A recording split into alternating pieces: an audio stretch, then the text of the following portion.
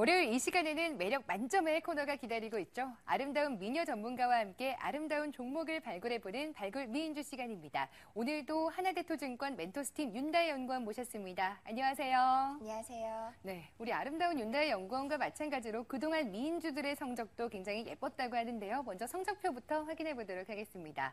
우선 8월 6일 날 선정됐던 RF텍 50% 넘는 고수익을 올렸고요. 스틸플라워 역시도 수익 구간입니다. 서운캅셀과 대륙제관도 10% 넘는 수익률을 보였네요.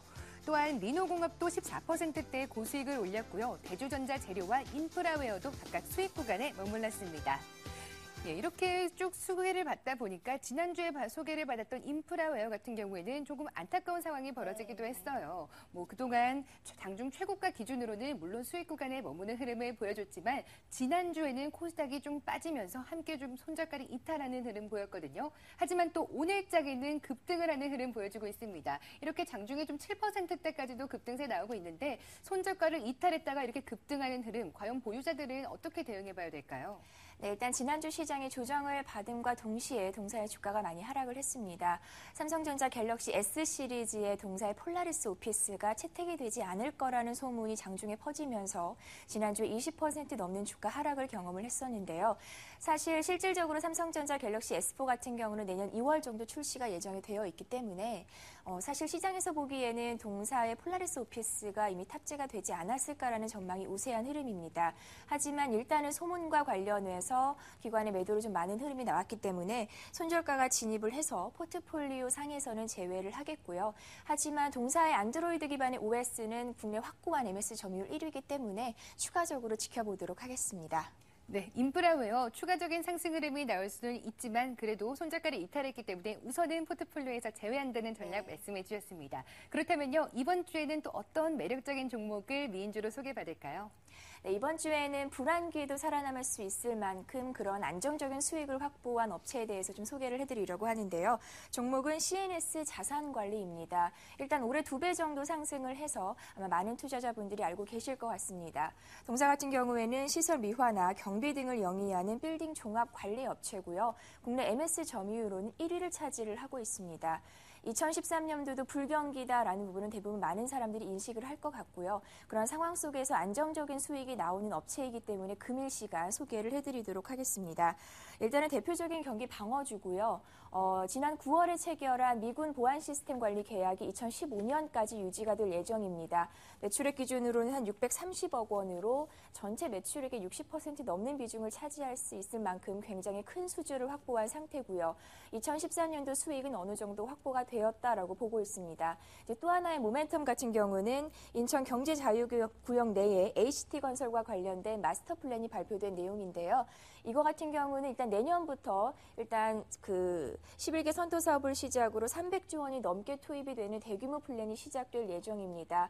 여러 가지 복합 관광 레저 단지로서 크게 육성될 가능성이 높고요.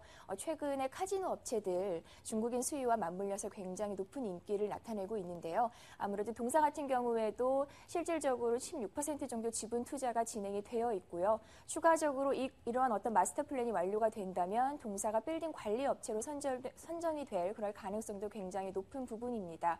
또 중국과 관련돼서 관광객 수요의 어떤 카지노라던가 모멘텀 이런 부분도 받을 가능성이 높기 때문에 이런 두 가지 사항으로 좀 추천을 드리고요. 동사 같은 경우는 특이하게도 배당을 또 많이 하는 업체로 알려져 있습니다.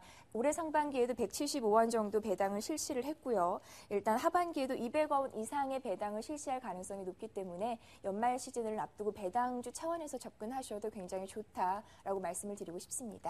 네, 이번 주 미인주로는요, 올해에만 2배나 성장을 한 CNS 자산관리를 선정해 주셨습니다. 좀 구체적인 투자 전략도 알려주셨으면 좋겠어요. 네, 구체적인 투자 전략은 이제 실적과 어떤 퍼 구간의 위치로서 좀 말씀을 드리고 싶은데요. 일단 3분기 영업이익은 95억 원 잠정적으로 발표를 했습니다. 지난해 대비해서 한 260% 증가한 실적이고요. 지난해 연간의 당기 순이익이 100억 원대 초반인데 올해는 200억 원대를 바라보고 있습니다. 2013년도 예상퍼가 아니라 2012년도 예상퍼만으로도 4.5배 정도면 굉장히 저평가 구간에 위치를 해 있고요. 일단 올해 2배 정도 상승을 한 이후에 최근 1, 2개월 정도는 박스권에 갇혀 있는 흐름이긴 하지만 최근에 코스닥이 조정을 받을 때에도 동사 같은 경우는 기관의 물량이 나온 부분이 없습니다. 오히려 기관이 지속적으로 유입이 되어 있는 모습이고요. 지난 9월 이후부터 한 50억 원 정도 꾸준하게 유입이 되고 있습니다. 일단 2배 정도 올라서 섣불리 접근하시기 어려운 면이 있겠지만 일단 표 구간이 4.5배 정도면 굉장히 저평가되어 있기 때문에 충분히 진입이 가능하다라고 보여지고 있고요.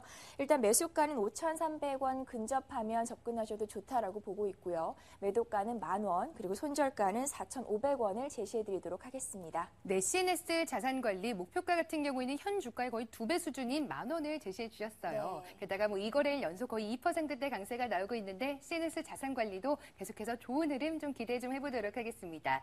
오늘장 발굴 미인주 하나대투증권 멘토스팀의 윤다연 연구원과 함께했습니다. 말씀 감사합니다.